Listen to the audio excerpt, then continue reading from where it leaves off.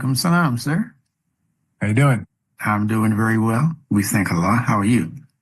I'm quite well, alhamdulillah. Good. So our souls are in sync. Indeed so. You're looking good. You're sounding good. Thank you. That's the beginning of progress. Absolutely. All right. You ready for this evening? Yes, I am. Okay, I'm going to be throwing you a couple of curveballs, but I've seen you on the field. I know you can handle it. I'm going to ask you first to just recount for me some of what you've learned thus far in these sessions. Absolutely. What I've learned from the sessions are the triune brain, basically. But from that, I've translated that into my first world, first-person experience. When I say something, when I get angry, I'm identifying, okay, that's my emotions, that's a habit of mine. And how do I distinguish between me being in a habit with chatter going through my mind and me choosing to do something as my neocortex? And then so I'm translating that, and that's what I've learned thus far between the reptilian brain, limbic system, the neocortex, and more so trying to do everything that's healthy in a healthy manner to activate the pineal gland. The importance of words. I mean, it goes without saying, it's everything. You communicate through words. So I've learned the triune brain. It's given me an excellent foundation. I'm building on that. So that's beautiful, what beautiful. learned for. Keep going. Say more. Give us more. Absolutely. Encore. A lot of problems I've been dealing with, and they've been great opportunities to be able to, again, discern what's going on inside, to hone my skills and to tell myself this is what I want to do. And then I look at what I'm dealing from the demons of the past, so to speak, all these things I've never really anticipated. I guess as I grow older, I'm going to be dealing with things that happened from my childhood I was never aware of. And that tends to be probing the lemon, things that are sour from the past. So that's what I've got to put on for it for now. What day and month were you born? You don't have to give the year. 11. The 11th month or the 11th day? The 11th month of this month, though. 0211. Okay. Yeah. Yeah. So you have a big B day coming up in a couple of days. Yeah. All right. Well, that explains several things that you've allowed me to know about you. And for those who may be looking at this in YouTube land, if we decide to release this, numbers have influence. The particular day that a person is born into has an influence. The whole cosmos is made up of multiple influences. The word spirit means influence. It doesn't mean spooky, ghostly, that kind of thing. It means those things that remain either totally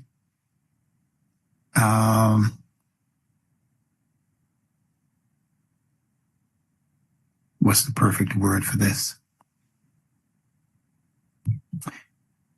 You're either totally oblivious to what's going on with it, or you are at least partially oblivious to what is going on to it as an influence in your life is what I'm speaking to now. And there are, again, multiple influences or spirits in this sense that affect and effect the human life of every single one of us as individuals. Now, I'm not saying this from a numerology point of view, although they do touch on this science, and it is a science. But Allah speaks about numbers all throughout the Quran. But most of us are not paying attention. He says that he has numbered everything exactly to the point where he says he knows the count of the leaves on the trees, the leaves that fall. He says that he knows the count of every single thing that he has created. And if he's saying that, it's because he wants us to pay attention to numbers also, how things are numbered. He speaks about the 7 skies and the 7 earths. He speaks about the number 7 very often, but it's not the only number that he speaks about. He speaks about the number 19, as all of us know, in the Quran. Okay. He speaks about Zawjain, the twos, Zawj, which represents dualism or dualistic concept. There's an importance in understanding two, because nothing of the nature of 3 will happen without the 2. So he says he created us from one soul, min nafsin wahida, wahida meaning one essence, feminine essence at that, feminine. And then he says, from that essence, zawjaha, it's zawj, which is a second manifestation of something. And then he says from there, batha minhuma rijalun wa kathira, that from there he created multiples, 3 and more. Batha is relating to 3 and more. Okay, multiples from amongst the males and the females, as it is translated. So these numbers is what I'm pointing to, that I'm saying are very, very significant. And even the numbers of the numbers that are associated with things in our lives, like the day you were born, your so-called birthday, although that's an incorrect concept. All right? Because nobody knows when conception occurred. You'd have to be a real shrewd mathematical thinker to be able to calculate backwards into the pregnancy of a woman. They can do it now. They can say on this particular day, this was probably the day that the sperm met the ovum, but because it's of what the Quran calls el-ghaib, the unseen, they can't say exactly. And if they can't say exactly, it's because Allah did not want you to know that particular event in terms of its exactitude. But he does let you know when the baby actually exited its mother's womb. So that's a significant day. And that would be a significant number. And you'll find out that when you study these number systems, that you're going to find numbers aligning with other numbers, just like there are letters, sounds of letters that align with other sounds like D and T. They're 2 separate letters, but they're considered to be in the category of dentals. Because you need your tongue in order to press up against the back of the 2 front top teeth to pronounce both of those letters, T, D. Say it on your end. T and D. Yeah. Do you notice anything just off the top before I explain those 2 to you as an example? They're both interchangeable. I know that. And T, you got to use the same exact movement with your mouth to pronounce that. Okay. And as pointed out, that movement is the tongue touching the back of the top 2 front teeth, not the sides. The top 2 front teeth. Okay? But there's a slight difference in the pronunciation effort. And that is that when you say T, and those in the audience can just put your tongue up there behind your 2 top front Bugs Bunny teeth and say T. It's a very easy sound to make, right? T. Very easy sound to make. No real effort to say T. But when it comes to the letter D, there's a slight difference. For the letter D, you put your tongue in the same place behind those 2 top front teeth, but there's a hesitation.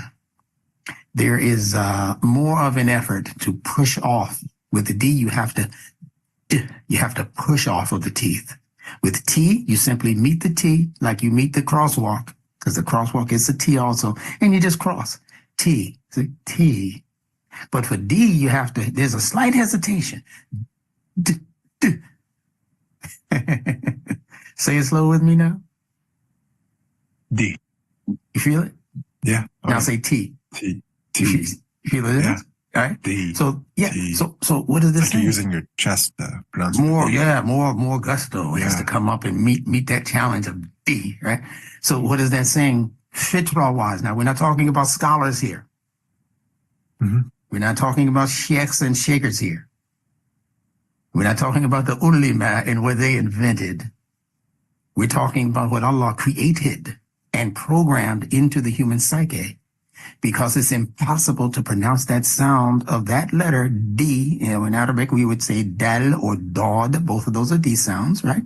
Mhm. Impossible to pronounce any one of those sounds without the tongue doing exactly what I just taught you.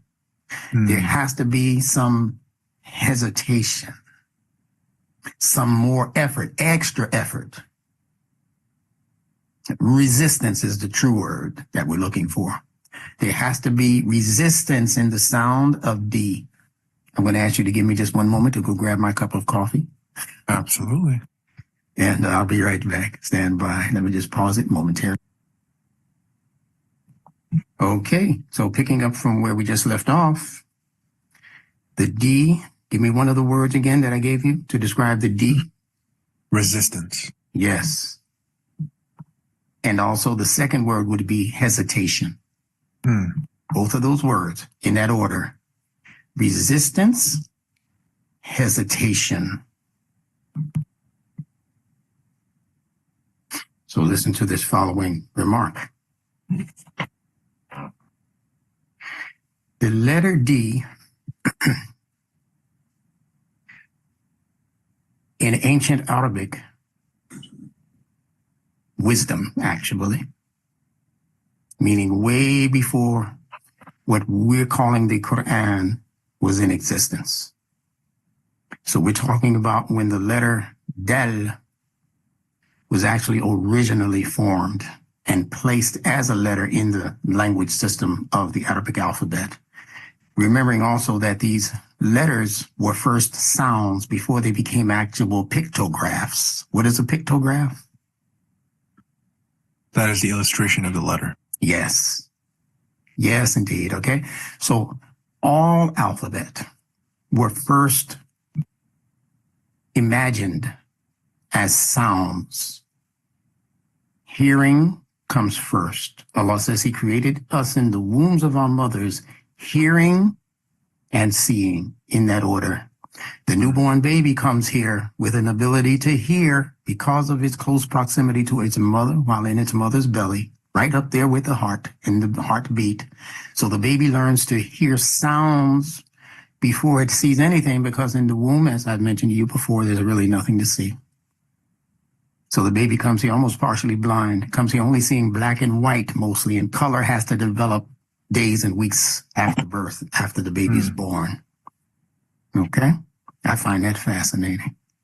And as I mentioned to you before, the reason for that is that there's nothing really for the baby to see that's going to influence its intellect in one direction or another in terms of its growth and development, which is now necessary. There's nothing out there after it's born for it to really have to pay attention to. What it needs to pay attention to is the feeding source. And who is that feeding source? The mother. Yeah, and how close is she to the infant?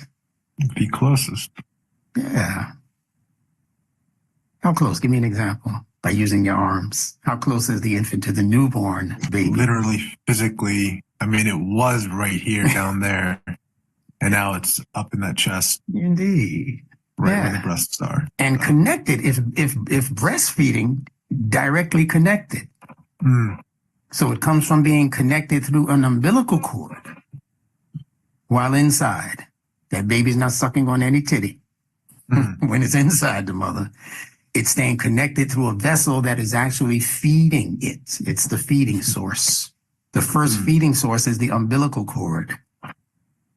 And then after birth and the removal of the afterbirth, the baby immediately clings onto its mother's breast for survival's sake. So it goes from the umbilical cord. The umbilical cord is separated or severed or cut. And then the baby is given immediately into the arms of the mother for breastfeeding, which is a connection. Now, going back to the original meaning for the letter dal in the Arabic language system, it actually literally refers to any door. You came through a door to get into your office just now. I came through a door to get into my office. We go into doors, out of doors, to go into supermarkets and business buildings and all of that, schools and all of that. We will go through. If there's a building, there's going to be a door. Nobody's going to jump up into the first floor window because somebody forgot to put a door in the building. The door must be accessible. Sorry, distracted. Yeah, She's can't hear you. I get it. No problem. Give me a chance to take a sip of this wonderful coffee. She does this all the time. It's all right. Our lessons are informal. Loud and clear now. Okay, I'll just edit that out. Keep you looking good. She has to sit in my lap. But that's all right. Cats are symbolic of things. We ever speak about that? No, never. Not really. No, I don't think so. In a short sentence, cats are symbolic of the human brain. Dogs are symbolic of the human heart. Yes, we did. You touched on that. That's right. You can punish your dog, and the dog will still come back to you and show you love. You. You punish your cat, cats will look for a way to get back at you. Yep. I had a cat once, and we had a person living with us at the time. He got in the way of the cat accidentally, and the cat tripped him down a flight of stairs. Literally swiped him. As the cat just stood there near the top of the stairs, and he saw him coming, he swiped. Yep. All right? But if they need something from you, they're going to show that fake love. Purring, rubbing up against you. These are called ayat in the Quran, instructing signs. Allah says he put them in the skies all over. He put them in the earth, and he put similar signs in us. He said, but most of us are not paying any kind of attention. If we started just paying attention to the ayat of Allah, I'm going to say something controversial now. If we were the kind of people who paid really, really meticulous and conscious attention to the ayat of Allah as he created those ayat in the universe, those instructions for us, we wouldn't need a physical book called Al-Quran.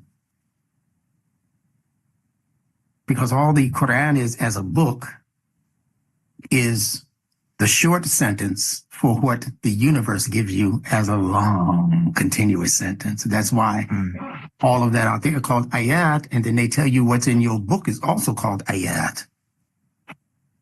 But the true ayat, as Allah created it, is out there and in you. The Quran is already out there. It's already in you.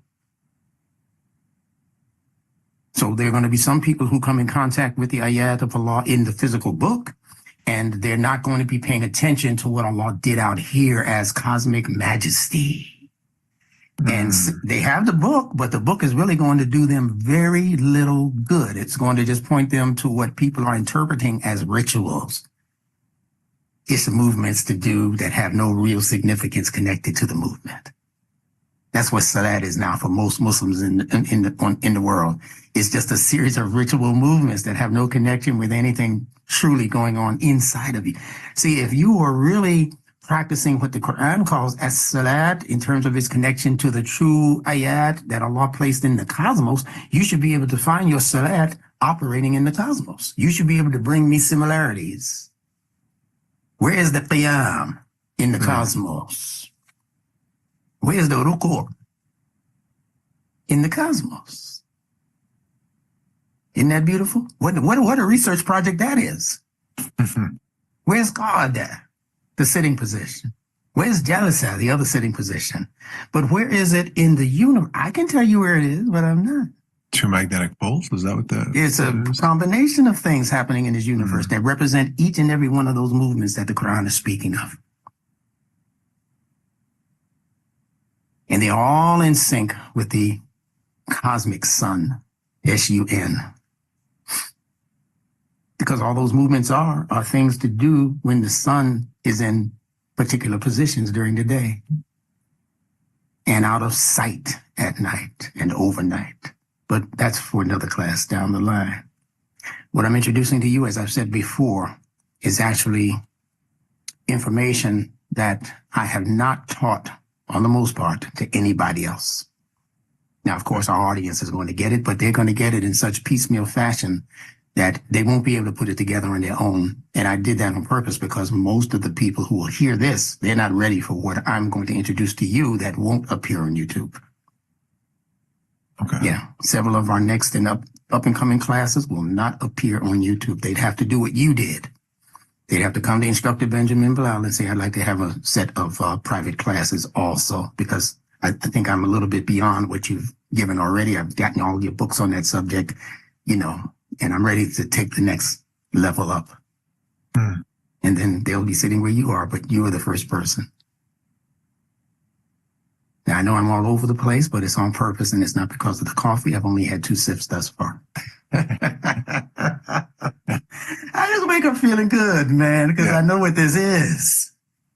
I wake up feeling like Superman every morning because I know what this is. And I know who it's for, the true human. Forget race, ethnicity, gender, forget all of that. It's for the true human. To reconnect the true human with the true cosmos as it was created by Allah. Okay? Now, when you learn to connect these numbers, and in this case, as I've mentioned to you before, I believe, you were born on the 11th day of February. And if you pay closer attention, which I know you have, speaking now mostly to the audience, February is the 2nd month in the Gregorian calendar year. And in this case, you might say, well, that's a made up year. That's a fake year. It's not a real year. So how can you calculate numbers based on something that was introduced as a fake thing? It's because numbers, like the subconscious mind, don't know lies. These numbers are influencing you psychologically and subconsciously, and the subconscious knows nothing about lies. It only knows what you tell it over and over again as the truth. It establishes that as the truth until you make it believe something different by reprogramming it. Remember, the human being is a programmed being. Allah says, Iqra bismi rabbika alladhi khalaq. To Iqra, we'll save the meaning for that. Bismi rabbika alladhi khalaq. With the name or the signature of the one who created. And that word khalaq and khalaqa means he created, but it more than that means he programmed a thing. So whenever you see khalaq, it means that it's a program running in you. Just like your computer program, as we discussed at another time earlier. Khalaq does not mean coming together with some dust and some water and spitting in the dust and rolling it up and it becoming clay, and then Allah just shaped men from that clay, women from that clay, and then that's your creation. No. Khalaq has nothing to do with your physical creation and has everything to do with your creation as a program, just like the computer has a program. The computer itself was here already before they put the programming into it. And the human being was here before Allah put the programming in us. And if you follow some of the more genuine historians who speak about pre-Adamic age creatures, meaning before the Adam that religion talks about, they say they were already upright walking creatures here. They're out here babbling and doing some other things and doing primitive types of things. But the Adam that was created by Allah was a special creation because it was after Allah had placed a particular level of programming into that being, into the creation of that brain and its possibilities. Other than that, yeah, you're just the average ape.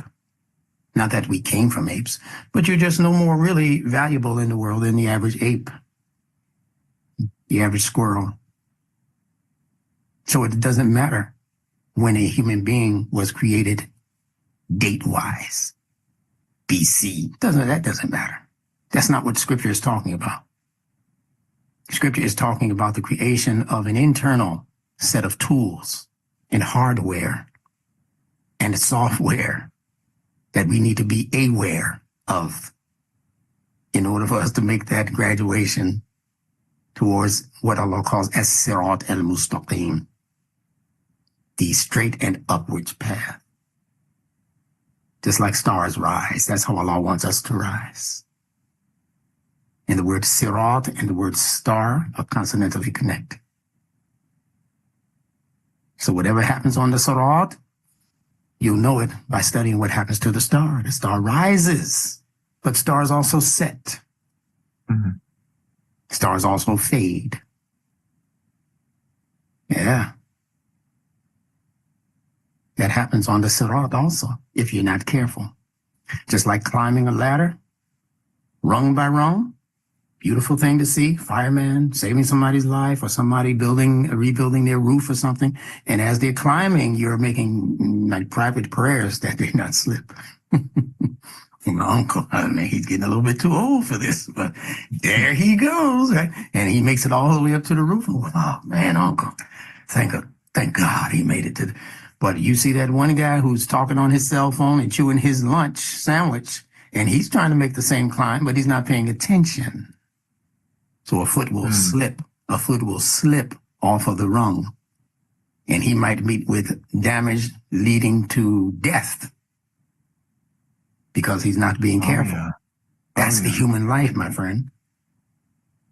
Your objective is the sirat al-mustaqim, but the possibilities for you, hopefully not the probabilities, but the possibilities for you are the same possibilities for the person who's not paying attention. This life is all about paying attention. Do the basic 5 senses first. Pay attention. Then your sirat will be supported by the fitrah and the angels, quote unquote, that exist in Allah's fitrah. They will support you. They will be there for that next step on the rung. So that if you accidentally look like you're going to slip, they're gonna catch you. But if your intention is not to be safe, if your intention is not to really do the work because you really don't want to do this, but the money's good, so you're going to try to multitask while you're on the ladder or while you're talking or while you're on the roof, you're talking, and now you slip off the roof. Because the slip is the SLP, right? The consonants. Mm-hmm. All right. What are the consonants in the word sleep? SLP. Yeah. The slip is to sleep. Or it can put you to sleep, can't it? But there's a word in the Quran called safala. That's the verb. S-F-L. And F, can it interchange with P? Mm-hmm. All right. So S-F-L in safala interchanges with the S-P-L in the word spill. When something spills out of your cup, which direction does it head? Right down. Straight down. If somebody slips, which direction are they headed? Right down. SLP. If somebody sleeps, which direction do they have to first put themselves in? Down. Down. Horizontal. That's right. That's not the normal positioning for a human being who wants to make progress forward. That's just a resting position. You know, regathering his energies or whatever, you know. Unless he falls and hits his head and he's in a coma sleep. That's different. But he's still horizontal. The human being is intended to be fi ahsani taqweem, in the most excellent organizational upward design. That's why we're on the sirat al-mustaqim, from the same word. Qama, iqama, qama, qiyam.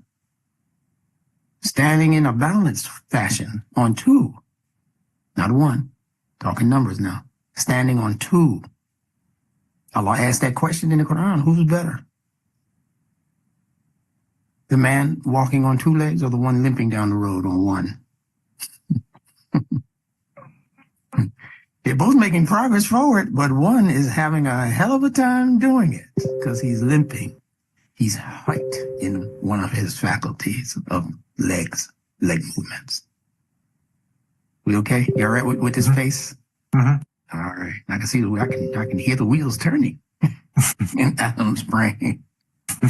All right. Now, and that's great. That's my perfect audience, my perfect learner. That's you right now, and many others who come from your camp. Now, Allah says He created us to be upright, to be in a balanced position. لَقَدْ خَلَقْنَا الْإِنسَانَ فِي أَحْسَنِ تَقْوِيمٍ. Certainly, for sure, we have programmed the human being. All right? لَقَدْ خَلَقْنَا. خَلَقْنَا, we, al-insan, the human being. So certainly, for sure, without doubt,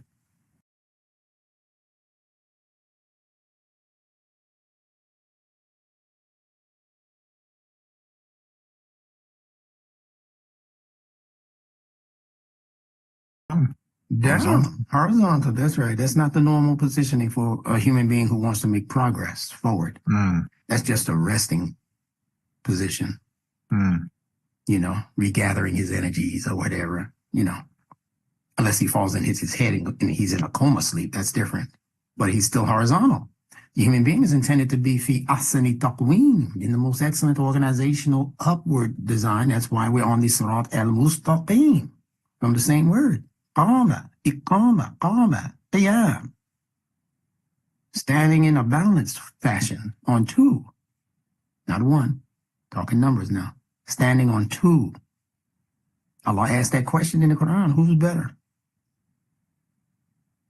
The man walking on two legs or the one limping down the road on one? They're both making progress forward, but one is having a hell of a time doing it because he's limping. He's height in one of his faculties of leg movements. We okay? You all right with this pace? All right. I can see I can hear the wheels turning in Adam's brain. All right. Now, and that's great. That's my perfect audience, my perfect learner. That's you right now, and many others who come from your camp. Now, Allah says He created us to be upright, to be in a balanced position. لَقَدْ خَلَقْنَا الْإِنسَانَ فِي أَحْسَنِ تَقْوِيمٍ. Certainly, for sure, we have programmed the human being. All right? لَقَدْ خَلَقْنَا. خَلَقْنَا, we, al-insan, the human being. So certainly, for sure, without doubt, we have programmed the human being. Fi ahsani taqweem, in the most excellent of organizational designs, taqweem. And you can hear an allusion, although it's not the word, that Allah does this throughout the Quran. You can hear an allusion to the word taqwa. Fi ahsani taqweem. You hear it? Yeah, but it's not the word taqwa being used there. But to the ears that are listening, they can infer that Allah is also kind of slipping in there a connection to taqwa. Because it's taqwa that's going to stand you up. It's taqwa that's going to establish you upon two: moral logic, rational logic. Moral logic, moral sense, rational implementation of the moral conclusion that we have come to. If you have concluded that something is the best thing to do and you don't move on it, it's like limping down the road because you're not using that necessary leg to marshal you forward. Make sense? Yeah.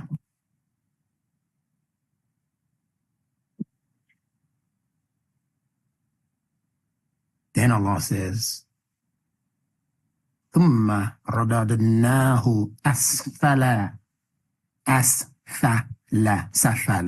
أسفل سافلين. It's being used in its verb form there. That thereafter, and it could be an extensive amount of time after you have reached your highest heights in terms of moral direction, rational implementation of that moral thought or that moral imperative or whatever you see it as, that's commanding you to do right, be right. Allah clocked that into your nature, He clocked it into your DNA to want to be right. That's why people argue with each other. What other reason do they have except they want to prove that they are right? And even when they've been proven wrong, now they're embarrassed, so they want to connive and lie to continue believing that they are right. Throw some hands. Some of them want to throw some hands. Yeah. Not like they say in the street, right? Yo, you want to throw up some hands? Yo, what you talking about, man? But when they can't convince you with this and this, now they want to go there. Say, like this is going to make them right because they threw a right. They threw a right cross that makes them right. And those are two different kinds of rights. You know, they get locked up in jail for hurting somebody unnecessarily, then they're looking for their rights. Rights. Yeah. They'll call you racist. They don't have rights because you should have locked the other guy up too because he was white. He was messing with me because I'm black. No, he wasn't. He was messing with you because you were stupid. What are you arguing with him about some foolishness for? You don't even know this guy. You're coming out the gym, you know, wanting to flex. And you say something dumb to him and his family that are trying to just get in their car and go home. And he comes at you and eventually challenges you. What are you talking about? But bro, you don't even know me. What are you doing? Well, don't call me no bro. You ain't my bro, white boy. Then he goes and he gets all huffy and puffy. You don't know what he's going to do with your family, your children with you. You go ahead and haul off. Yo, didn't you just see me come from the gym with you? So he goes and he does what he does, and then you end up on the news and at the precinct charging him with racism. How dumb is that? Not that there isn't racism out there, but that ain't no example of it. Anyway, let me get back on track. The track we were on was the Sirat, that track, that road. So asfala is translated as that which has fallen. Thereafter, we have subjected him to being the lowest of the low. It means something very, very low. It's where they get the English word asphalt. Because when something falls from a very high, you know, if you fall and you're standing on the asphalt, it's not really a big deal unless you're very, very fragile. But if you fall from 10 flights, 20 flights, bye-bye. And you didn't even hit the soil, you didn't have a chance, there goes your bones, buddy. And maybe your life, more than likely, there goes your life because you hit the asphalt. So what is Allah saying with that? That the higher up the perch that you fall from means that there's going to be more damage for you than it was for the person who wasn't that far from the ground to begin with. For the so-called street bum, who's been a bum for the last 40 years of his life, he's used to that. He's used to picking through the garbage. He'll do it with glee sometimes, with a smile on his face. He's wondering why you're looking at him so strangely. Because he, most of his life came from a family situation that wasn't that far from the ground to begin with. Yeah, the paradigm. So 30 years later, it's no big deal to him. Huh? To scurry through the garbage and pick through stuff and drink stuff, open cans of bottles and stuff, that liquid, and he had no problem. No problem. Won't wash his hands behind it and will gladly shake your hand if you extend it. But the guy who was a chief executive officer of a company, when he falls, you understand what I'm saying? These are the signals that Allah is teaching us through his ayat, not in a book with letters written on it necessarily, not to begin with. In the ayat, the instructing signs that Allah has provided all throughout nature that, again, most people are not paying any kind of attention to. That's why we fail. That's why bad things happen to good people, as one book says in its title. Why bad things happen to good people. People wonder about that. And people use that as an excuse to not even believe in a God. Mhm. If there was a God, Mm. my mother wouldn't have died. No, your mother died because there is a God. But your rationale, your rational mind, your reasoning brain has gotten all screwed up because of the false information that the culture is implanting into that brain to make you think that death means bad. Death means evil. Death means God don't like me. Why is she dying? Because the nature, the cosmos ordained that we all die. And it's happened so often in a person's life, you think they get the message that this can't be a bad thing unless I've been a bad person. That's really the only time I'd be worried about it. Other than that, I'd be welcoming it. I just won't be rushing it. Because I'm not the one. Ether. Yeah. I'm not the one doing the final tally. See what I'm saying? So I got to keep looking for what Allah said I'm supposed to be doing. And maybe there's something I left out or neglected to do. I'm going to find that thing that I should have been doing by just recollecting who I'm dealing with, what I've been dealing with, what unfinished business do I have, what failures do I have in my relationships, what could I mend in order to make this life more progressive, and let me go and make that call to that person who I know is still mad at me or whatever. And let me just say a few things. At least I've done my part. Let me say a few things to them to just let them know I ain't got no hard feelings. Whether it's in a past relationship, whether it's in a teacher-student relationship, whether it's in a guy in the grocery store who I said something foul to, thinking that I was better than him because he's just a cashier and I'm a CEO. So I talk to him the way I want to talk to him. Whether it's my wife, I talk to her the way I want to talk to her because I'm paying the bills. But that doesn't give you a right to be cruel. It doesn't give you a right to hurt somebody's feelings unnecessarily. This is what we mean by life. Life and existence are two different things. Everybody is existing, but not everybody is living or alive. You think you can tackle that for a second and show me the difference between the two? Existing and alive, or live and alive? Yeah, the difference between just merely existing and being one who is actually living, because he or she is alive. They have a life, not just existence. They have life. Absolutely. People just walk around nowadays. I mean, you can take a trip to the city if you're not from the city, and you'll see it right there. People just exist. They're just animate objects, so to speak. I mean, I hate to put it that way, but it sounds harsh, but it is what it is. And we're just byproducts of our environment, and then we kind of get sifted through, and circumstances happen to happen, and we go through one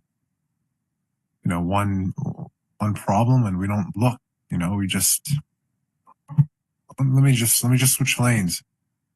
Not put my blinker on. No looking in the rear view, no looking in the side mirrors, no putting on blinkers. Go ahead, keep teaching.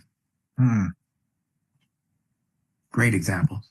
I mean, here's another example. I was at the hospital today, and the nurse was asking me on the behalf of my relative whether or not they should get the jab. Yeah, a 94-year-old man should get the jab, who's under some. He's basically dying. So what's the point? So I just there was no reasoning with the nurse or whatsoever. I said, no, it's all right. You speak to the child of him, their child. They have more rights above me, and let them determine that. There's no thinking to that. Is he in the hospital? He's in the hospital. Yeah. There's no thinking to that. You know how much that bed costs every time you put a new patient in it? I don't know how much that. I know they make $2 million a day. I know the former chairman was my uncle, a relative. They make $2 million a day at hospital. Yeah. And that bed is worth tons of money. especially if they can count you as having died from COVID or some related disease. Those bids are worth, man, so much money per patient that it becomes more lucrative for you to allow them to die. Yeah. Some people would say kill them. I say just allow them to die than if a person walked out of there on their own steam, got well. As soon as they get well, the health industry makes no more money, except through the pharmaceuticals that they're going to try to push down their throats, literally. Today's model is a subscription. So am I subscribing to just existing and letting the doctor do as he pleases with my body? Or am I going to think things through and maybe use one of the greatest tools on the face of the planet, and that's called a search engine? All the data gets indexed. No excuse. Look it up yourself. No excuse. Literally not no to. excuse. That's right. And someone like yourself has, before Google was here, before the search engine was here, well, you were doing that at a hardcore level, sifting through the books, reading everything. Yeah. Not just merely existing. Yeah. So building upon those skills. And in my generation growing up, we had something called ancestors, grandparents, grandparents that we used to confer with before the manipulators decided to cut us off from all information coming from those in any other generation, especially the older generations. We don't listen to our children, and we don't listen to our mothers and fathers, and we don't listen to our grandparents, and we don't listen to our great-grandparents. All people around the world who are successful as an ethnic group, it's because they have maintained the connection between themselves and prior generations.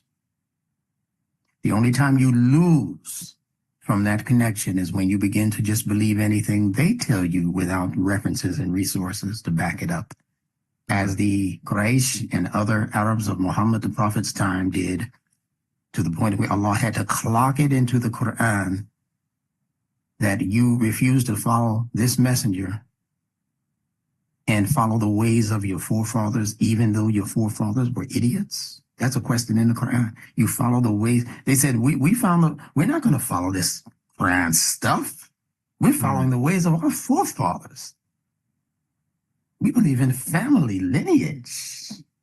And we're the biggest and the baddest and the best when it comes to family, tribal, connections and bloodline connections here. What are you talking about, Mr. Mohammed? And Allah retorted, he said, to the mouth of Muhammad, will you do that and follow your forefathers, although they were idiots? That's an exact translation. In another place, Allah calls them fools. Any who denies the millah of Ibrahim only makes himself into a fool. That's in the Quran. If you don't follow the millah. But if you don't even want to know what the millah is, that makes you a fool. That makes me a fool. If we look at that and say, wow, I don't want to be in this group called, the fools. So I'm going to find out what millah means. And most Muslims don't do that because, again, most are pretending as though the ayat of the creation, the cosmos, is not even sending them signals. They think it's just for beauty's sake, aesthetics. Or the moon, that's pretty. Look at it's a slither now. That's so pretty. They never think to equate that with something that Allah is doing in them. Where's your crescent? Where's your sunrise? Where's your full moon? Where's your dissipating moon that will eventually lead you into the darkest night of the month?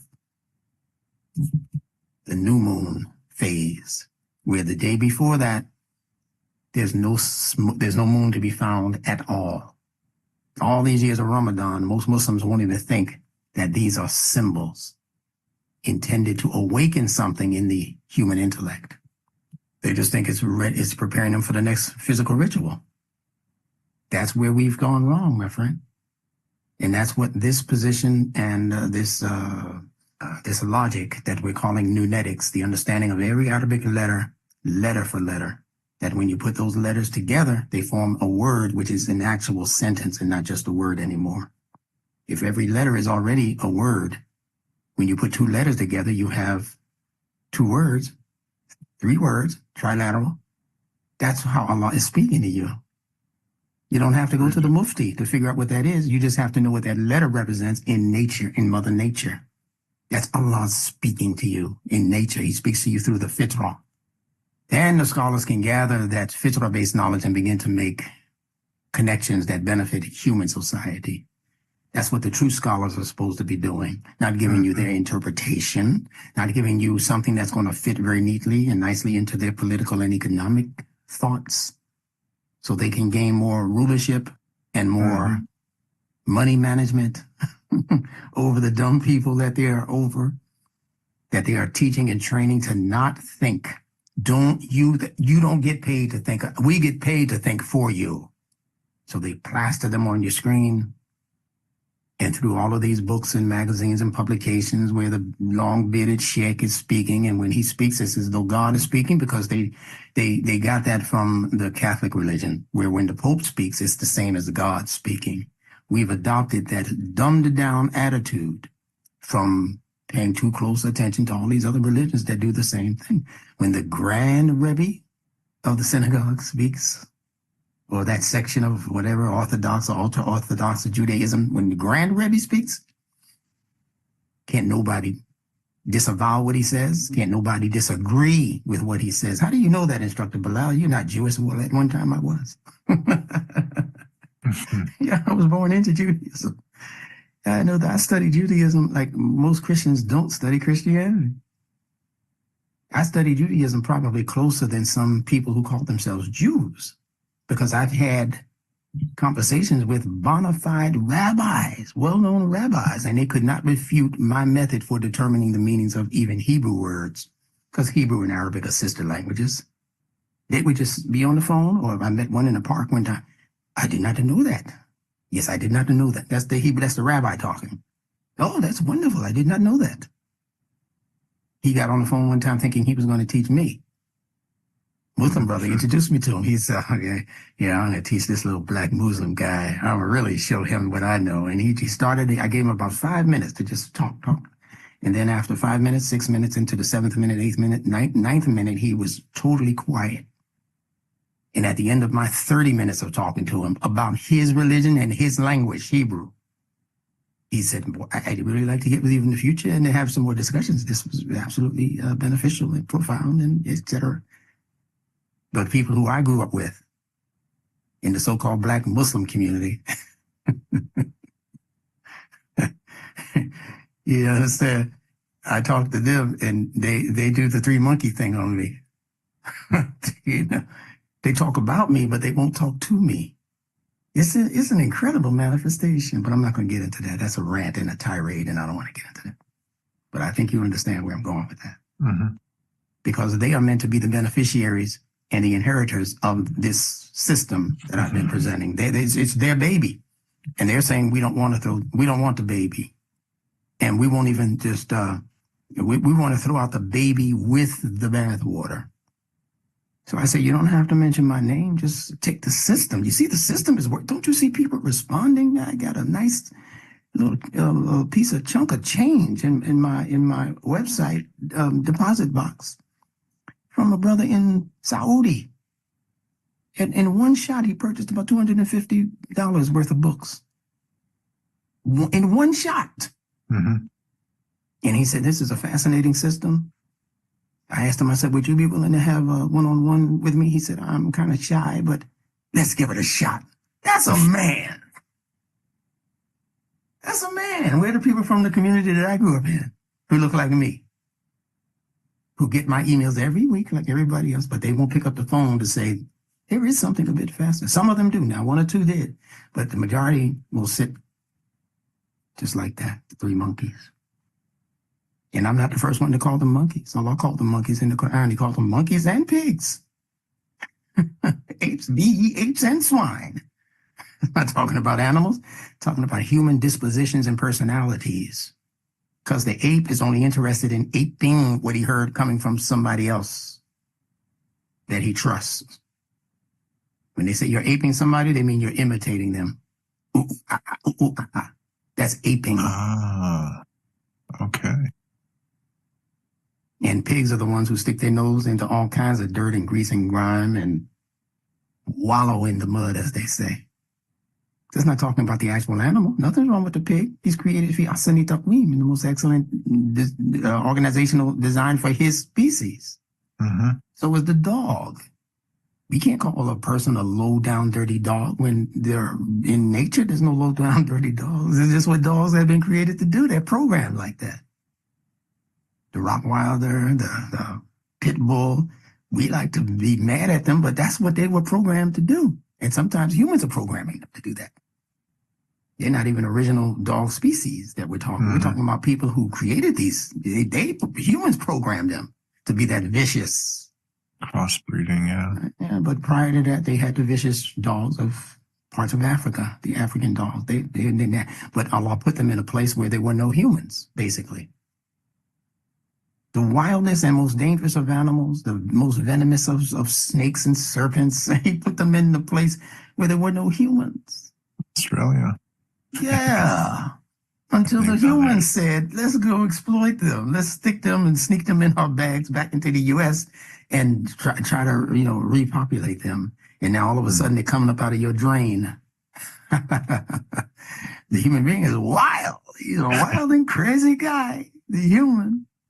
So I just try not to be a part of that level of human because it's not really human. All right, let me get back to this. You all right for a few more minutes? Yeah, I do have one question before you begin. Sure, go ahead. It's pronounced asfala in that verse? Yeah, that's the verb. With an alif. With an alif, it's the alif that precedes every verb. Okay. It's not the A of negation. Okay. I did not know about that. Okay. Yes, sir. Yeah, it's the A that precedes every verb. Does that rule stand for English? No. Not strictly for English, no. For Arabic and Hebrew, for sure. Okay, I have a second question though. Mm-hmm. Why is there's the letter ghain in Arabic does not appear obviously in English? Is that by intention? Yeah, it's because Arabic began with a much shorter alphabet system. Hebrew has 22 letters. Okay. Arabic has 29 letters if you count Hamza as a letter. Most people don't, so they say 28 letters for the Arabic alphabet.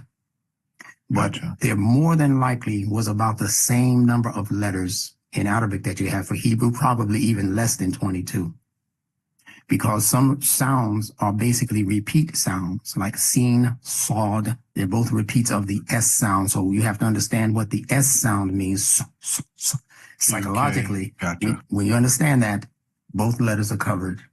So Ain was already a letter. Ghain is an attempt to obfuscate, to give you a big word. O-B-S-C-U-C-A-T-E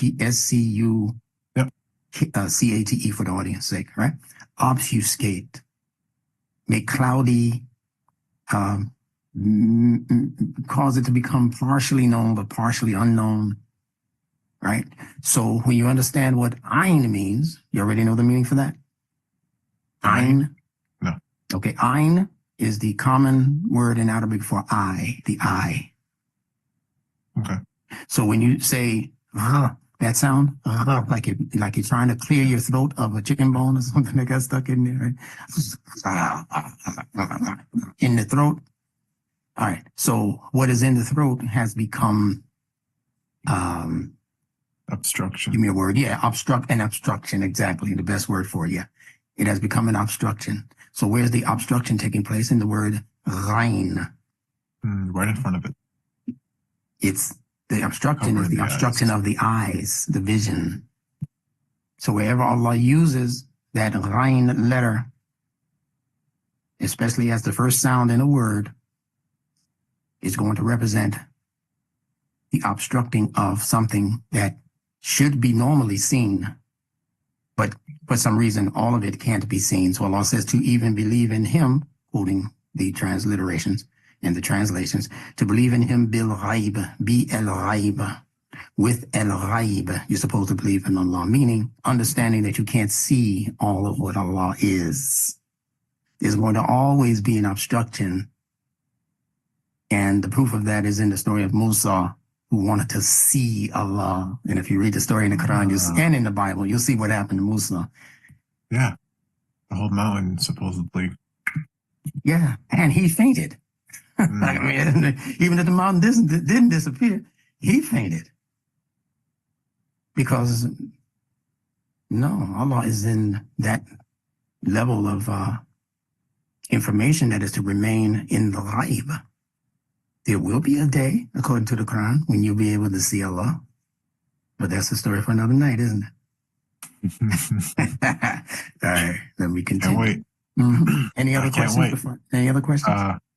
I do. I mean, it's just not related. Sun Tzu, The Art of War. So many mistranslations. The one that I found that was recommended by Dr. Eric Berg is called Sun Tzu, The Technology of War, by the author Colin Thorne. Okay. And I read the introduction a couple days ago, and he made a very many strong points. And I based off just his word, I believe the author that most of the translations are wrong, and he goes into describing all the major key points, saying that these are not just principles or values; they are laws of our of quote unquote warfare, and that those would stand true throughout history. So he took his translation, went through history, and looked at every single war, and said basically using his translations, it justified. Okay, this makes sense. It's like matching. Yeah. Do you have the actual book, or is that online? Unfortunately, I've been looking everywhere for it. I was only able to purchase it through Amazon as a digital book. Yeah. And I used the web browser to read it. It looks like Dr. Berg had a physical copy. He was showing a physical copy, and I've been looking everywhere for one, but yeah, I can't find it. We may have to email Dr. Berg and see if he can get us access to that. But an online copy is fine for me. But do me a favor and just send me a reminder text when we're finished. Yeah. To look for that and download it. Absolutely. Even if it's an ebook.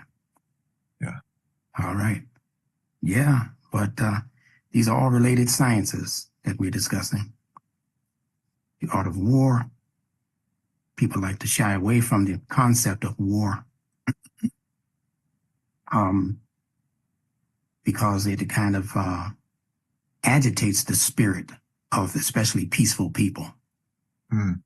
But there's nothing more warfarish than a peaceful person whose peace has been broken by people who just want to commit to war. It's happening in the world right now as we speak, with no names being mentioned. People love war for war's sake. For war's sake. Just because it's war. Not to protect anybody, not to protect the interests of their family and community and country. There are people who love war in this day and time mostly because that war is highly profitable. Who's going to walk away from all those millions, possibly billions of dollars that are going to come into their coffers because of people on the bottom who don't recognize the scheme? So it's not people working in the better interest of the people of the community or the society or the country or the nation or the world even. These people who are in most of these governmental lofty positions are not there because of the ethical obligation to protect people's best interest. It might have been like that decades ago, but that is not where the world, especially this country, is right now as we speak.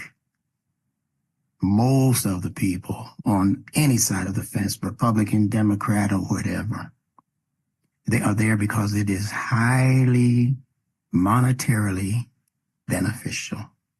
So that means that you're creating automatic liars in government by making the process of becoming and maintaining government one that involves a lot of money in order to be able to win and then maintain.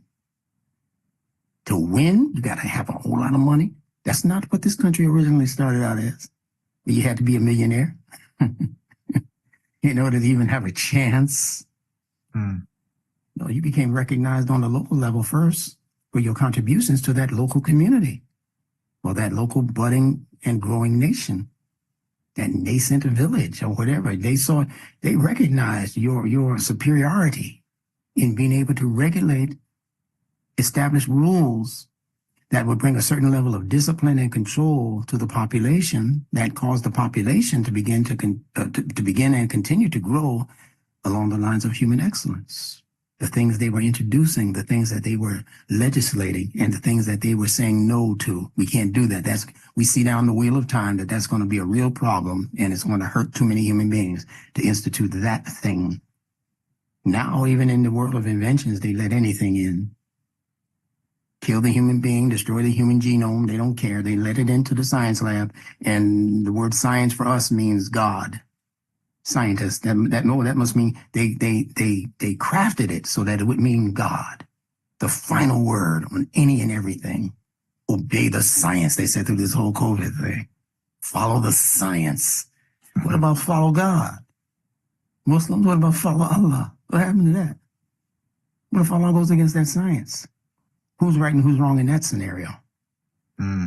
But we refuse to say science is wrong.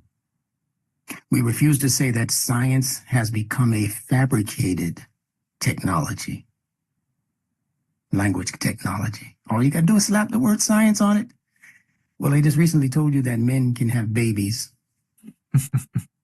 Stick that one up your science tube. Yeah. Go on Google. Yeah, you've seen it. Yeah. Men can have babies and menstrual cycles. And they say it with a straight face, looking in the camera. Yes, men can have menstrual cycles. And I know a pregnant man right now who I can introduce you to. So for thousands of years, we haven't been aware of that. And now all of a sudden, because Google says it can happen. See, this is what the Quran has been revealed for, to dispel these corrupted ideas in the culture so that we can bring the culture back to its civilized station. That's what sirat is. That's what salat is intended to do. You see the R sound in sirat? Electricity. What are the other two letters in sirat? The two consonants? S, R, and T. Yeah. Give me the three letters in salat. S, L, and T. Can S and L be interchanged linguistically? The letter S and L? No, pardon me. R and R L. and L. Yeah, R and L, yeah. Oh, okay. Yeah. So that means that theoretically, the word sirat is going to have most of the same meanings and features that the word salat has. Sirat takes you upwards, and mustaqim, so does salat. If your life is not traveling on an upwards path, you ain't practicing those salat. In all of your rituals, you're not practicing salat. You're supposed to notice the uprising immediately and continuously if you're practicing true salat. You guys don't know what I'm talking about? Order my book.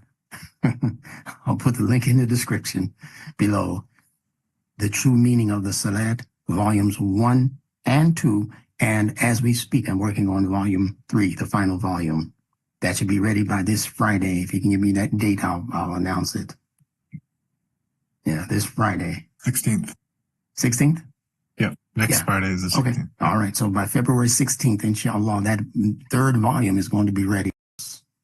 Trilateral words begin with trilateral roots. Just like nothing in the world begins with two. Pardon me, with three. They begin, really, a thing doesn't really express itself until it becomes two. So Allah says what? And He's giving you the fitrah pattern for it when He says that He created you min nafsin wahida, from one essential soul. Then He says, minha, from that one soul, zawjaha, two. Then from two is when it begins to proliferate into three and more. Just like in the Arabic numeral system. There's the number 1, then there's the number 2. They have separate categories for things that they're talking about that's one thing, things that they're talking about that are dual things. Like zawj, they put the prefix, the suffix ain, on zawjain. And that ain, right, makes it two. Then three and more is a different word, different set of words. That's how the fitra is. Begins with one cell, unicell, in the womb of the mother. That one cell becomes what they call a diploid cell, which is two, a split cell, two. And then from that two is when that sperm germ in that ovum begins to replicate into three and more, fast, at a fast pace speed. So why wouldn't language work the same way?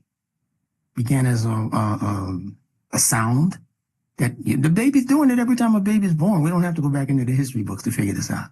The baby says, da, ma.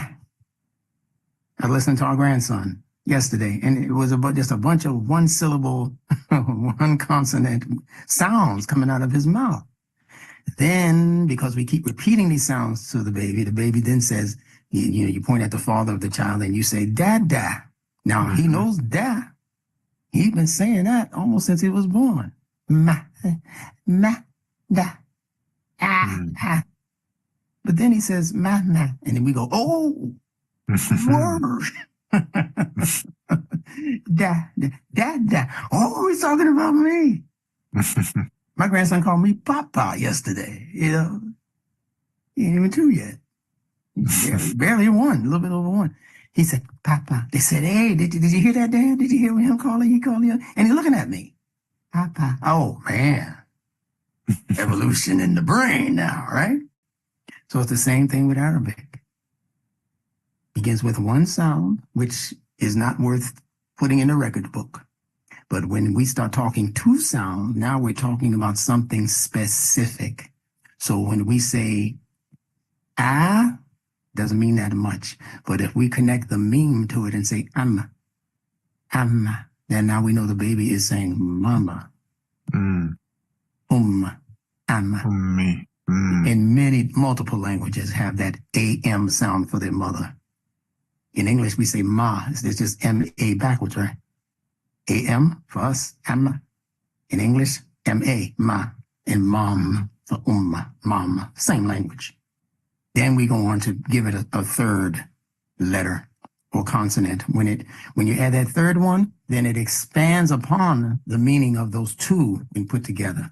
So if you want to know the true meaning for any word in Arabic, I'm telling you, Quran readers and listeners out there and learners out there, I'm giving you the show enough foolproof way of learning the hidden meanings at this point of Quranic meanings and messages. You have to first know what is called the proto-root. There's I've only seen 2 scholars online who speak on the proto-roots of Arabic words. I know about 5 of them that speak on the proto-roots of other languages. Hebrew. Google it. I ain't trying to hide nothing from nobody. Google Hebrew proto-roots, and you're going to find a set of Hebrew letters that look nothing like Hebrew letters look the way you think they look.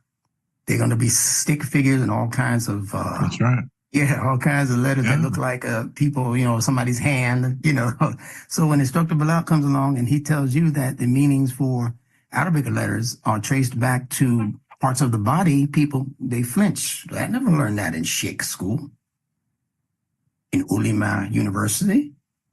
I never learned that in Medina University. What is he talking about?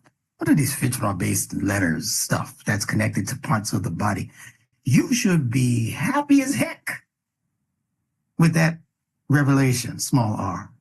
Instead, they say bid'ah. Yeah.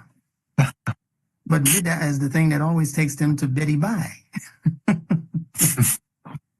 Right there's where they fall asleep, thinking that this is bid'ah. And they got a whole history of a person they say called a ummah, who when they started practicing Tarawih, they say, this is their narrative now. Yeah. They say the prophet showed up one of those nights during Tarawih where we're making all these all night long ritual prayers. And they say the prophet showed up one time and didn't come back again. And they made it known. They asked Ummah, well, why did you introduce this? And the prophet's not pleased with this. He doesn't do no Tarawih. What is this? And they told Umar. I'm talking about what the hadith say now, not what I'm saying. Oh, okay. The hadith say, Umar, you have invented a bid'ah. A bid'ah. You know what he said? He said, yeah, but it's a good bid'ah. And that's why we're doing Tarawih today, not because the Prophet did it or instituted it. According to them, it was instituted. They introduced it to the Prophet, and they say he left there and went to make his meditation. Oh, okay. Yeah, he went and made his meditations in the closet. They call it a closet in his house. He didn't even let his wife in there. What'd I tell you? Oh, yeah. There was no adhan. There was no iqama. There wasn't no subsidiary prayers that he had to make before he could do this one. They said he just went home and he secluded himself. See, that's a part of what salat means as one portion of its extended meaning. It means that the thing that you are accepting as a collective obligation, you have to first agree to do it as an individual. But if you don't know what it is, what the fuss, excuse the expression. So that's where we are with that. We're going to go about 5 more minutes and we'll be through. I know I was all over the place, but if they snatch those nuggets out of the air as they're hearing them, they're going to find out that they have a wealth of treasure in what we discussed today. And then before I put my closing remarks on this, I'm going to ask you if you have any other questions or comments. I do want to say one thing.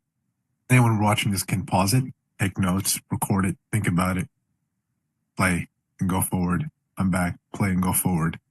Second, I remember the reason why I thought that Sun Tzu, the technology of war, was important to mention is because he's touching on the original Chinese language. And it wasn't until supposedly 600 years later was the first recorded translation, in that from there on stemmed more translations, but they're all based on commentators of Sun Tzu's work. Yeah. But he never named his book The Art of War or The Technology of War. And the author makes a lot of great points, and it goes to show the original Chinese language was just immaculate, if that's a correct word. It was just so profound, the writing, and then the meanings, each letter, or I don't know what you call character. Character. Mm-hmm. But all that work was just, I saw the history. Oh, okay, them too. I didn't even know that. Oh, wow. They're all based, their translations off of other commentators that, yeah, it's just hearsay, and this guy is some other general who probably has a big ego and won a couple of battles on accident or something, and now wants his own translation, and here's my little intrusion of what I think. Yeah. That's a really good book, and I'm trying to understand that in terms of how do I apply that to real world. Like I said, I'm definitely going to purchase it and get back to you with my commentary. Yeah. What's in the Quran is in the Quran in the form of archetypes for how language expresses itself, how languages become proliferated around the world. What's in the Quran is not some local narrative or chapter in the narrative of a small people in the deserts of Arabia. That's not what's in the Quran. What's in the Quran are a series of universal archetypes that are speaking to just about every language that has made history. Now, there are some languages that are still local that nobody knows anything about. We're not talking about them. Any language that has made history in this world is captured phonemically, sonically, I'm speaking about sound-wise, and in terms of its visual importance. It's captured in the Quran, and it's put into the Quran so that the people who speak that language can understand the Quran equal with the native Arab, the Hebrew speaker, the Greek.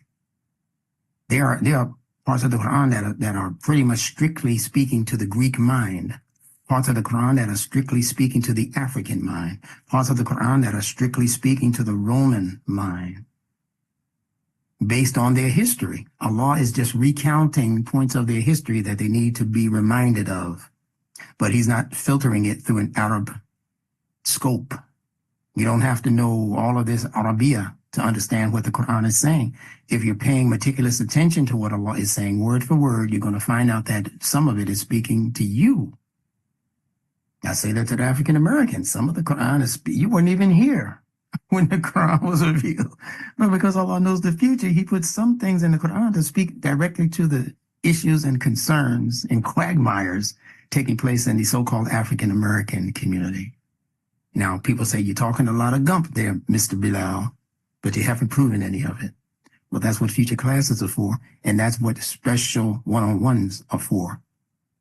Because I'm not one who believes in throwing pearls to swine, as the Bible calls it. What a waste. Now, if you show me that you're interested enough in this science, this linguistic science, it's actually a linguistic technology that I'm teaching, then I will take as much time with you on these one-on-ones as I'm taking with my friend here. Just letting all of you out there in listener land know that. I'm not throwing anything that Allah has given me away. You think the prophet just came here and started rambling? Sometimes he wanted to give an answer to something and Allah didn't give him the revelation. And when he gave him the revelation, those who were in proximity to him, they were the ones who were blessed with that produce. And some things he said were for the farmers. Other things he said were for the economists. Some things he said were for the people who were just involved in culture, making the culture more vibrant. Some things he said were just for making, the government stronger. He wasn't speaking to everybody every time he spoke.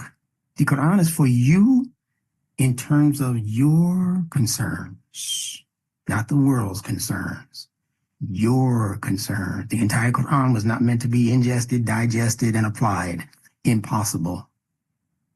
If all of the trees were pens and all of the oceans were ink and you were to times it by 7, never could you deplete the words of Allah. What does Allah mean? The words of Allah, the kalima. It's from that word, kalima. A kalima is not just a word like and, the, town, bed, bug. A kalima is actually a sentence. When Allah says kalima, it doesn't mean just a word as they translate it. Kalima means word. And then they tell you that la ilaha illallah is a kalima. That's not a word. That's a sentence. But what's the beautiful thing about that sentence that we call shahada now? It wasn't called that then. They called it that. The scholars called it that, shahada. What's the beautiful thing about that? Is that although it's a sentence, if it didn't make sense, you hear the word sentence and sense, they're from the same root. Mm-hmm. If it didn't make sense, it was not a true kalima. Because a kalima is not just a bunch of words put together to make an unintelligible sentence. Those words that are put together have to make an intelligent sentence, one that the mind can hear and say, oh, I get it. Yeah, I follow that a lot. I hear what you're saying now. Because you gave it to me in a kalima. So when you give it to me in a kalima, if you gave it to me out of order, when my brain hears it, la illallah ilahun. Okay, those are words. It's a sentence, but when I put it together and I translate it, it doesn't make sense. Or if I shortcutted you or shortened it to la ilaha and I left like that, okay, go, you got your kalima. And now the people are walking around going, there's no God. Because I didn't complete it. So it had more than one word. It was a sentence, but it wasn't a complete sentence. Because it's only the complete sentence, la ilaha illallah. La ilaha illa huwa. Those are complete sentences. What do complete sentences do in the human brain? It brings that human brain into peace. Peace. Now, why is that important? Because the word kalima, when you do the consonantal connections, and you understand that the K sound interchanges with the S sound, then kalama becomes salama. The root letters for peace, salam. So the whole Muslim world is in an upset right now. They feel pounced upon by the West, by people who don't like them because of their religion. No, they're pouncing upon the Muslim world because you've been led astray. You've been kicked in the fanny. You've been dispossessed. You've been all of these things that the Quran has been warning you about because of your disobedience to the Quran and the messenger of that message. That's why you're experiencing what you're experiencing. Why is Instructor Bilal in heaven and you're not? Now, not you. I'm talking to people out there now. Why is my life in a virtual heaven and the life of the average one of you who are struggling I'm not talking about those who are under tyranny and in, those kinds of countries that are exploiting them just because they're Muslim. I ain't talking about them. I'm not talking about Gaza, although I am talking about Gaza in an undercurrent way. Why are you positioned to experience that kind of trauma? Because you're following the wrong kalima. Get everything out of your life except for Allah and begin to visualize your progress. I know this sounds weird to some Muslims, but you have to be able to erase what you think is the real picture of your life and how that life has been constructed and how that life is being dictated to by superpowers that you have accepted subconsciously as being more powerful than Allah, even though you say, La ilaha illallah, Muhammad, you say all of that consciously, but it's not the conscious mind that's running the show. It's the subconscious mind, the thing that you have accepted over and over and over again that are actually forming your subconscious mind, and your subconscious mind is the true mind that's ruling your life. Doesn't matter what you say out of your mouth. You were trained to say those things out of your mouth when you have a tragedy. It's an amazing phenomenon when you understand language. So you have to reprogram your subconscious mind by imagining the life that you truly want to live and should be living, that Allah gave you a right to live. You got to be able to shut the rest of this damn world out and only allow in those things that feed the nutrition related to your mind's growth, development, your spirit's growth and development, your emotions' proper growth and development.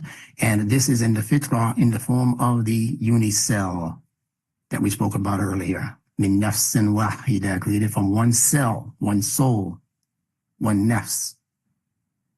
The cell in biology, C-E-L-L, if something antagonistic comes in the environment of the cell's normal position is to remain open for nutrition, things that will feed and develop its life, so that it becomes what Allah ordained for it to become. But as soon as it detects that there's some outside agent trying to get in, that it knows, because Allah clocked that ilm into the life of the cell. But he had to teach it this. Allah taught it this.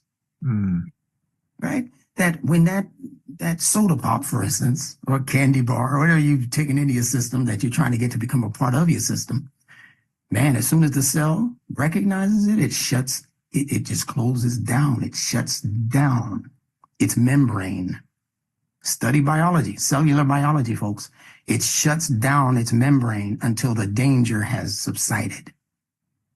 When all of that garbage that you're putting in your system, when it has left the arena and Elvis is no longer in the building, then it opens up again to allow for more nutrition to come in.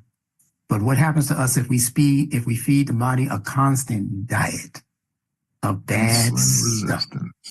Same thing that happens if somebody keeps beating you in your muscles. They become limp, and I give up. I give up. Your moral muscles are the same way. You keep trying to restrain against moral indecency and it keeps bombarding you, and you keep paying it attention. That's the point. Then your moral muscles are going to become limp.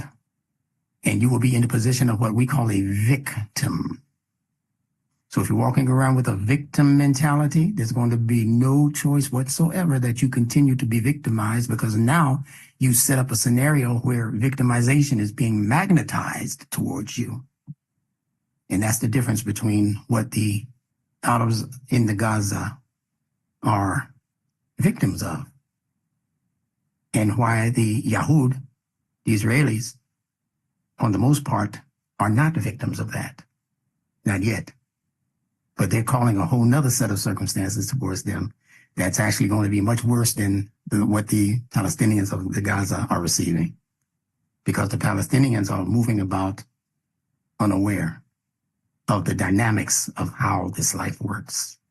And they have accidentally positioned themselves for elimination, the great elimination of their people, of their culture, of their economics, of their government. But the Israelis, on the most part, the ones who are on top conniving and putting together this plan for the elimination of a whole people, they're not doing it accidentally. They're doing it with knowledge.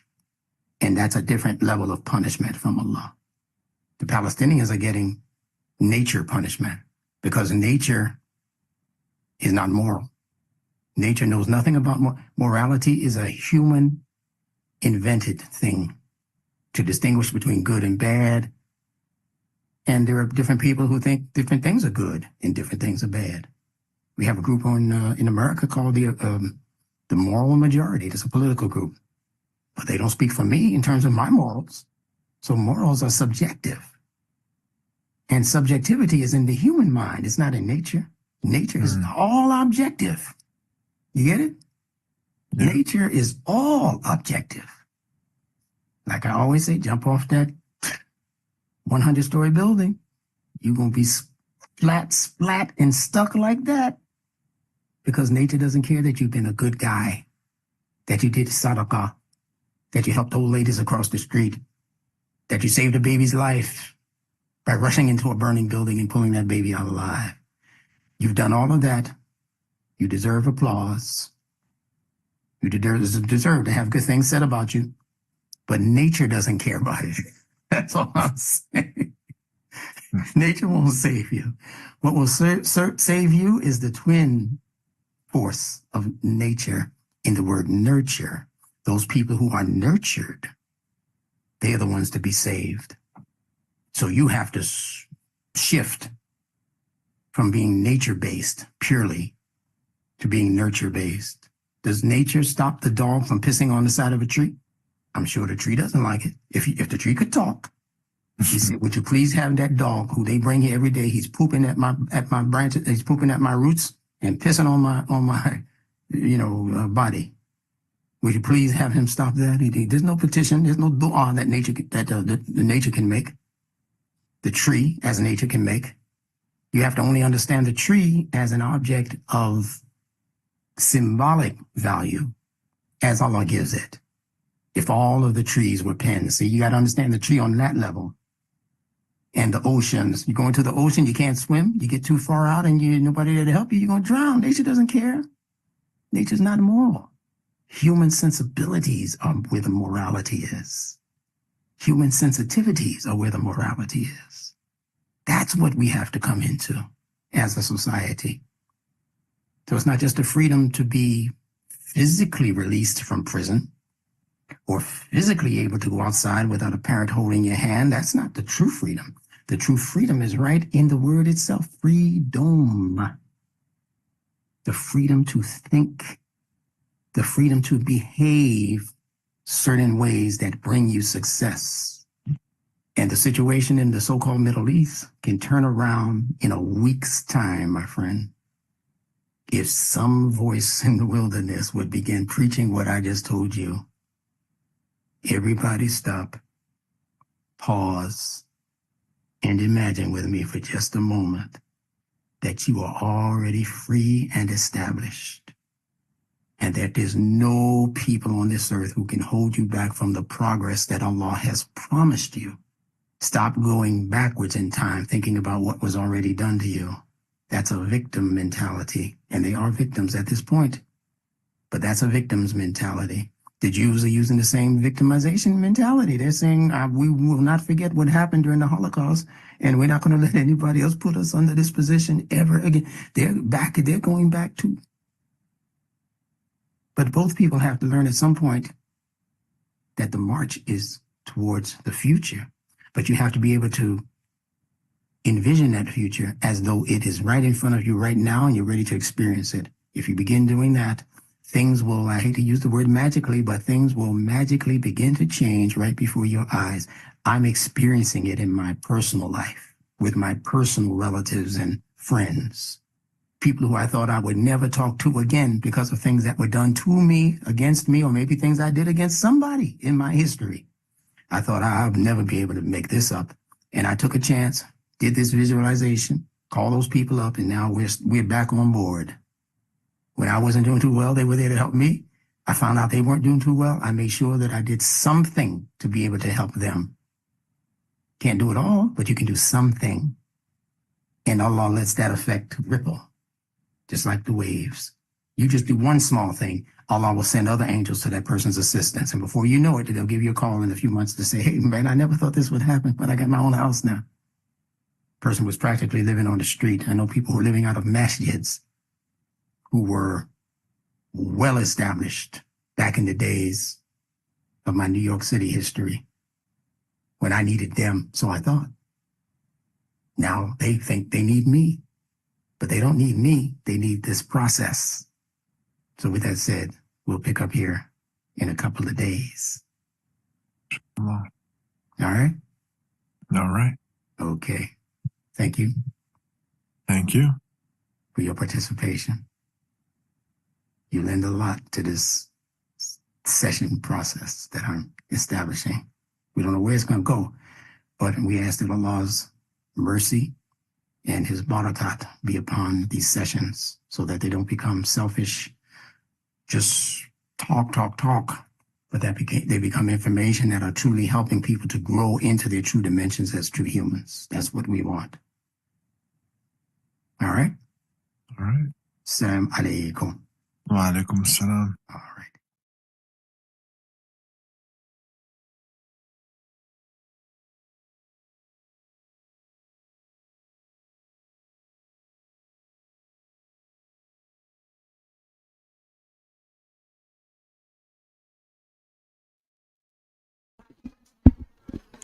Okay, that's it for today.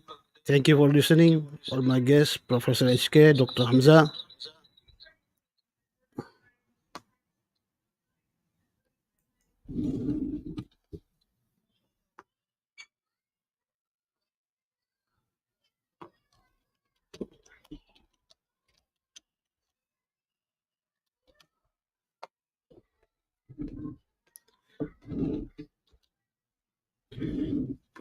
Please reflect on this lecture today you heard.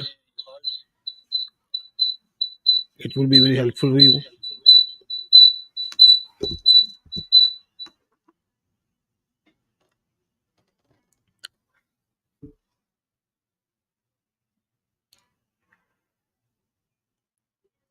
Yes, Mr. Someone unknown.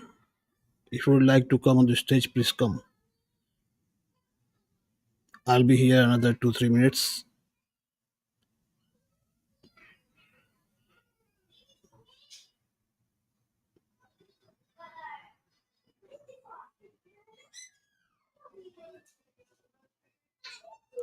Okay, anyway, whatever you listen to today, please, you have to go through it again and again, and please ponder. We have to bring our community out of this mess. Allah subhanahu wa ta'ala wants us to be a thinker.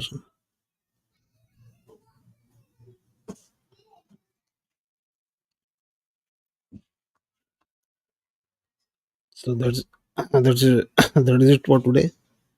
Assalamu alaikum.